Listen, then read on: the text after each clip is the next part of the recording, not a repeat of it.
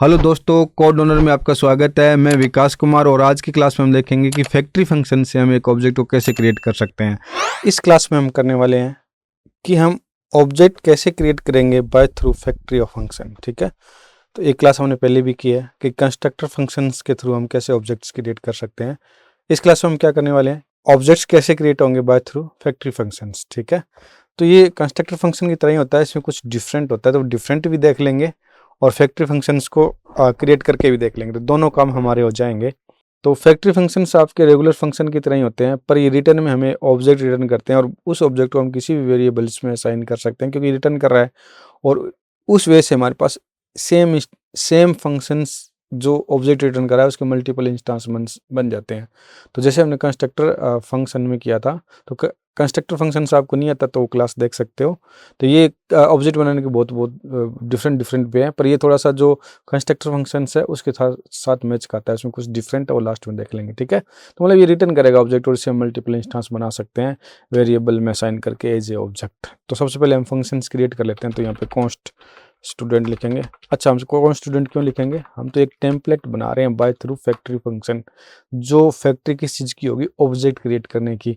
तो एक similar types के मल्टीपल ऑब्जेक्ट्स हमें क्रिएट करने होंगे, तो हम इसका यूज करके कर सकते हैं। तो हम यहाँ पे क्या बनाएंगे, फंक्शंस बनाएंगे। जैसे कि मैंने बोला कि रेगुलर फंक्शन की तरह ही होते हैं, तो यहाँ पे रेगुलर फंक्शंस बनाएंगे और यहाँ पे लिखेंगे स्टूडेंट। तो यहाँ पे एक चीज़ देखना, जब मैंने कंस्ट्रक्टर फंक्शंस कराया था तो मैंने कैम पास्कल केस का यूज किया था। वहाँ पे हम क्या करें, टेम्पलेट को एज ए न्यू इंस्टेंस के थ्रू यूज करे थे, इसलिए वो टेम्पलेट में हम उसका जो केस यूज करे थे तो पास्कल केस यूज करे थे, पर यहाँ पे न्यू कीवर्ड्स यूज नहीं होगा। हाँ, क्योंकि जो आपका ये न्यू कीवर्ड यूज नहीं हुआ तो हम कैमल केस यूज कर लेंगे, तो ऐसा आपका छोटा रहेगा। ठीक है, तो इसमें बहुत ज़्यादा जानने की जरूरत नहीं है, एक्सटेंडर है कोडिंग का, नेमिंग कन्वर्सेशन का। एक हम एक स्टाइल शीट्स के ऊपर एक अलग ही क्लास ले लेंगे कि जावास्क्रिप्ट में नेमिंग कन्वर्सन कैसे कैसे रहती है। तो हमारे पास ये आ गया, स्टूडेंट का फंक्शन बन गया। यहाँ पे हम क्या बनाते हैं, एक ऑब्जेक्ट बना लेते हैं। हमने ऑब्जेक्ट क्या बना दिया, कॉन्स्ट स्टूडेंट। ये तो आप बनाते रहो ना, इतने सारे तो ऑब्जेक्ट बनाए हमने, लिटरल वाला ठीक रहता है ना। तो यहाँ पे हम ले लेंगे फर्स्ट नेम और फर्स्ट नेम में डाल देंगे राम, और फिर यहाँ कोमा देख लेंगे लास्ट नेम डाल देंगे सिंह, और फिर यहाँ पे एक फंक्शन बना देंगे फुल नेम। तो उसमें फंक्शन बना देंगे और फंक्शन में हम क्या रिटर्न नहीं करेंगे, यहीं प्रिंट करा देंगे। ये तो आपको आता है, जब हमने मेथड वाला पूरा काम किया ना तो आपने सब कुछ करके देखा हुआ है। तो अगर आपने मेथड वाली क्लास नहीं लगा रखी तो वो लगा के देख सकते हो कि ये यहाँ पे फुल नेम मेथड कैसे काम करता है। तो यहाँ पे हम दे देंगे फर्स्ट नेम और कॉमा देके यहाँ दे देंगे और लास्ट नेम। ठीक है, तो यहाँ पे दिस कीवर्ड के साथ आएगा। ठीक है, क्योंकि हम वहाँ पे भी हम दिस कीवर्ड यूज करते थे, मतलब यहाँ पे इस मेथड के अंदर दिस का मतलब होता है पूरा पूरा ऑब्जेक्ट, तो इसलिए हम दिस नाम फर्स्ट लेते हैं और दिस नाम लास्ट लेते हैं। तो ये हमारा एक फंक्शन है स्टूडेंट, उसके अंदर हमने क्या बना दिया, एक ऑब्जेक्ट बना दिया स्टूडेंट ऑब्जेक्ट। अब इसको क्या करेंगे, ये फंक्शन क्या करेगा, फैक्ट्री फंक्शन कब कहलाएगा, जब ये एक ऑब्जेक्ट रिटर्न कर देगा। मतलब एक आपका कोई भी फंक्शन जो ऑब्जेक्ट रिटर्न करता हो वो आपका फैक्ट्री फंक्शन कहलाता है। तो मैंने यहाँ से इसको ऑब्जेक्ट रिटर्न करा दिया, तो आपका ये फैक्ट्री फंक्शन हो गया। अब इसको जब यूज करेंगे तो मतलब जब भी इसको यूज करेंगे तो हमें रिटर्न में क्या मिलेगा, एक ऑब्जेक्ट मिलेगा। और उस ऑब्जेक्ट को हम कहाँ कहाँ साइन करेंगे, किसी वेरिएबल में साइन तो करना पड़ेगा ना, ताकि हम उस ऑब्जेक्ट को होल्ड कर सकें। तो यहाँ पे हमें क्या ले लेंगे, स्टूडेंट वन इक्वल टू, यहाँ पे अब भी आपको न्यू कीवर्ड लगाने की जरूरत नहीं है। कंस्ट्रक्टर फंक्शंस के अंदर न्यू कीवर्ड लगता है, पर आपको फैक्ट्री फंक्शंस तो हम खुद ही रिटर्न कर रहे हैं ना, उसमें कोई चक्कर ही नहीं होगा। तो सीधा हम क्या लिखेंगे, स्टूडेंट्स लिखेंगे। और एक बात देखो, यहाँ पे हम क्या किया, हर बार स्टूडेंट क्योंकि जब हम बोल रहे हैं कि इस फंक्शन का यूज करके हम मल्टीपल इंस्टेंस बनाएंगे, और हमने फर्स्ट नेम में राम दे दिया, लास्ट नेम में सिंह दे दिया, गल दे दिया, सही दे दिया, तो ये फर्स्ट नेम लास्ट नेम में हमने ये नाम दे दिया, तो ये फिक्स हो गए ना, तो स्टैटिकली हो गए।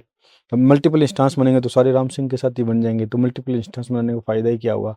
तो हम क्या करते हैं, जो उस फंक्शन है उसको एज ए पैरामीटर ले लेंगे, वो एज वहाँ से हम एज ए आर्ग्यूमेंट पास कर देंगे। तो यहाँ पे हम ले लेंगे फर्स्ट नेम और यहाँ पे ले लेंगे लास्ट नेम। तो फर्स्ट नेम में क्या साइन हो जाएगा, आपका फर्स्ट नेम साइन हो जाएगा, या फिर सीधा ही फर्स्ट नेम लिख देते हैं ना, शॉर्ट एंड प्रॉपर्टी करके आए ना, यहाँ पे सीधा लास्ट नेम लिख देते हैं। तो ये फर्स्ट नेम इसमें फर्स्ट नेम आ जाएगा, लास्ट नेम इसमें लास्ट नेम आ जाएगा।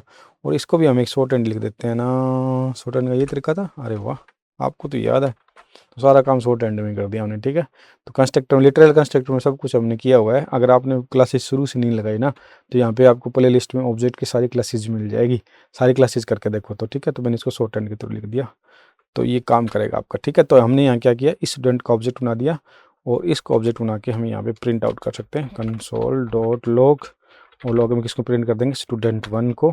अब आप student1 में हमें क्या करना है कि जब भी हम इस स्टूडेंट फंक्शन को कॉल करेंगे, हमें रिटर्न में ऑब्जेक्ट देगा, पर हमें क्या पास करने पड़ेंगे, 2 पैरामीटर पास करने पड़ेंगे जो अभी तक हमने नहीं किए। तो यहाँ से 2 पैरामीटर पास कर देंगे, एक में क्या भेज देंगे, तो सीता भेज देते हैं, सीता, और एक में राम सीताराम, ठीक है। तो ये हमारा यहाँ से रिटर्न हो जाएगा। तो ये क्या करेगा, जब भी स्टूडेंट को हम स्टूडेंट फंक्शन को यहाँ पे 1 में डालेंगे, तो ये क्या करेगा, इसका इंस्टांस बनाने के लिए यहाँ पे आएगा, फर्स्ट नेम में सीता डाल देगा, लास्ट नेम में राम डाल देगा, और फिर फर्स्ट नेम हमारा यहाँ पे शॉर्ट हैंड बना दिया। तो ये फर्स्ट नेम की प्रॉपर्टी भी बन जाएगी, उसको वैल्यू की भी, मतलब फर्स्ट नेम की भी बन जाएगी, और जो इसके अंदर वैल्यू है उसको वैल्यूएशन हो जाएगी, लास्ट नेम की बन जाएगी, उसको वैल्यूएशन हो जाएगी, फुल नेम हमने दिस यूज करके ले लिया।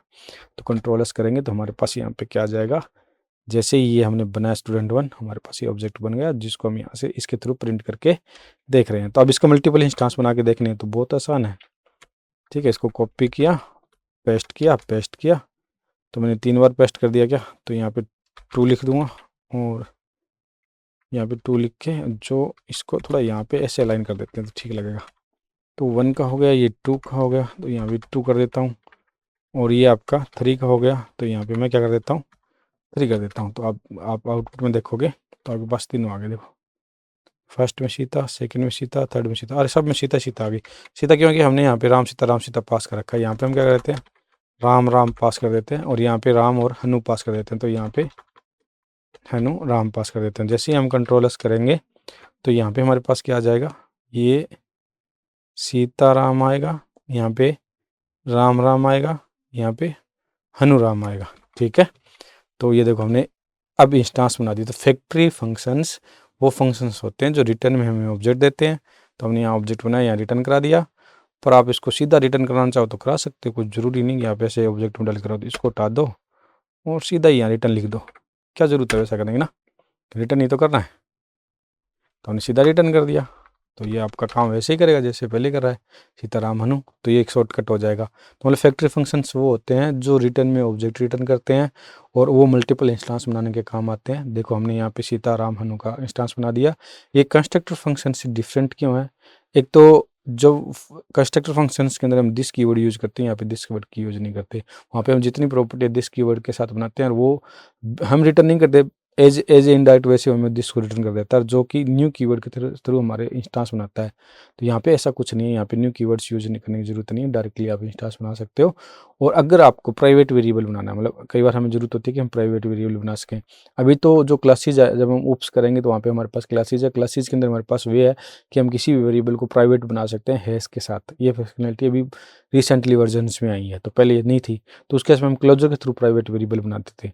तो कंस्ट्रक्टर फंक्शंस का यूज करोगे तो आप क्लोजर यूज नहीं कर सकते, फैक्ट्री फंक्शंस का यूज करोगे तो आप क्लोजर यूज कर सकते हो। ये चीज़ हमने क्लोजर क्लास में कर रखी है, तो मैं यहाँ पे रिपीट नहीं करने वाला, ठीक है। डिफरेंट में आ जाएगा कि फैक्ट्री फंक्शंस के अंदर हम क्लोजर के थ्रू प्राइवेट वेरिएबल्स बना सकते हैं, पर कंस्ट्रक्टर फंक्शन में ऐसा नहीं कर सकते। कंस्ट्रक्टर फंक्शंस के साथ हम यहाँ पे न्यू कीवर्ड नहीं लगाना ही होगा हमें, अदरवाइज वो वर्क नहीं करेगा। फैक्ट्री फंक्शंस में हमें न्यू कीवर्ड लगाने की जरूरत नहीं होती। और ये भी मल्टीपल इंस्टांस बनाने का काम आता है, वो भी मल्टीपल इंस्टांस बनाने का काम आता है। बाकी चीज़ें आपकी सेम ही रह जाएगी। ये थोड़ा ईजी है लिखना, इसमें दिस कीवर्ड्स का कोई चक्कर नहीं है, यहाँ पे कन्फ्यूजन का कोई चक्कर नहीं है। Neat and clean simple code लिखा जा सकता है, ठीक है। इस क्लास में इतना ही। होप कि आपको समझ में आ रहा होगा। अगर आपको प्रॉपर समझ में आ रहा है तो कोड ओनर चैनल को सब्सक्राइब कर दें, ज़्यादा से ज़्यादा लाइक और कमेंट करें, और अपने उन पर्सन्स के साथ शेयर करें जो डेवलपमेंट लाइन में अपना करियर बनाना चाहते हैं, चाहे वो टेक्निकल है चाहे नॉन टेक्निकल है। तो अभी के लिए बाय, मिलते हैं नेक्स्ट क्लास में एक नए टॉपिक के साथ।